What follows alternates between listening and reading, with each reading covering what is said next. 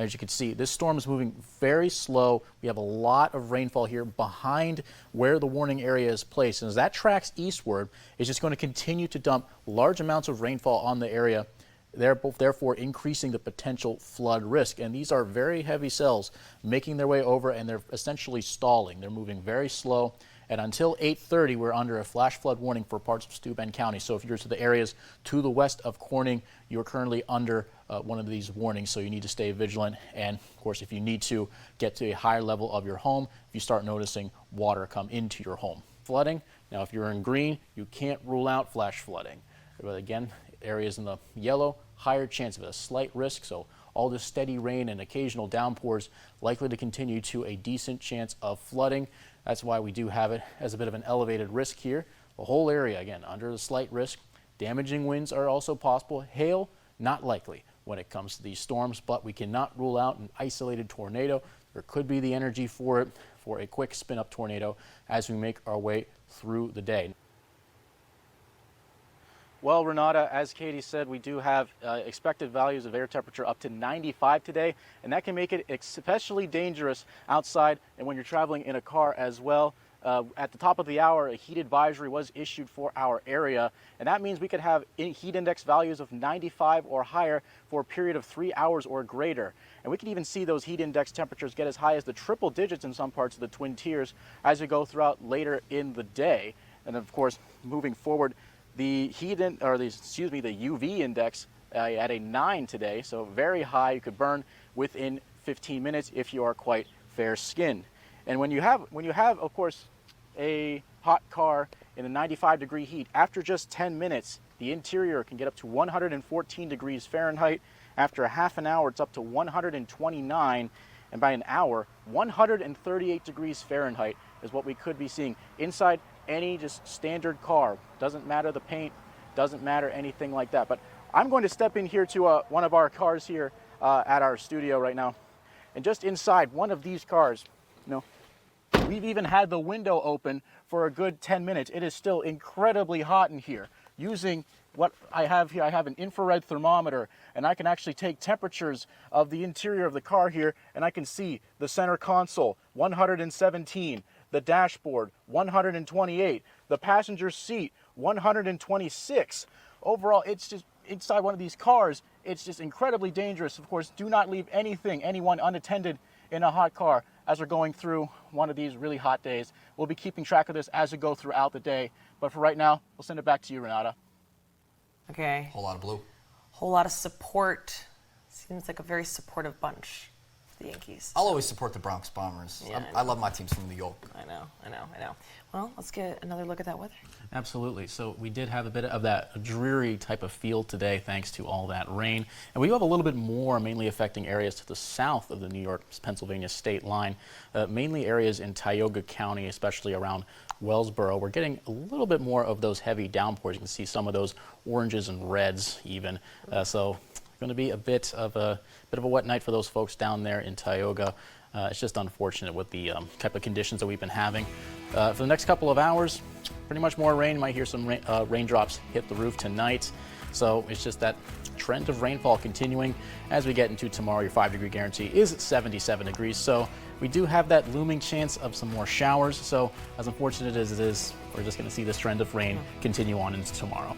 Potter, Tioga County, Pennsylvania, parts of Steuben County expected to see that storm earlier than places like, of course, Watkins Glen, Ithaca, and up towards Cortland, where we could see the storm arrival time mainly be anywhere between the 3 o'clock and 4 o'clock hour, as opposed to places like Corning and Elmira, where we could see mainly coming in around 1:30, at the latest 2 p.m. moving forward. And our snowfall rate is going to start out a bit on the lighter side, but then we travel through parts of the early afternoon into the evening.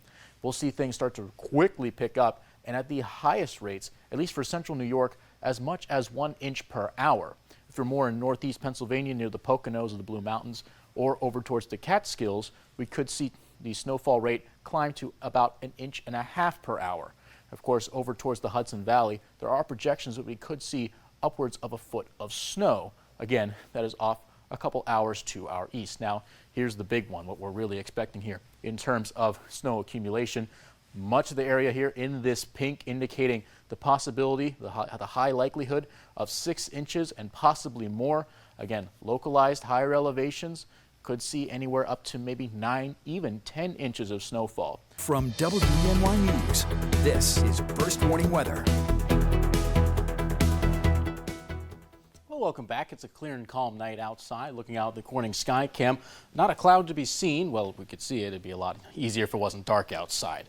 However, just mainly a calm night, very pleasant conditions, and we're likely to see that continue into tomorrow. It's all thanks to a high pressure system sitting over top parts of Canada and the northern portions of the Empire State this evening. It's allowing to create this large gap here between, of course, some of the activity out in parts of the Midwest and that system that passed through yesterday that's now made its way into the Atlantic. Zooming in, we see again just a few very light clouds making their way into the region. As of right now, we're on the mostly clear side. It'll stay that way getting into this evening, but it's also going to allow a lot of cold air to get into the region. Temperatures will continue to fall down beyond the 50s into the high 40s.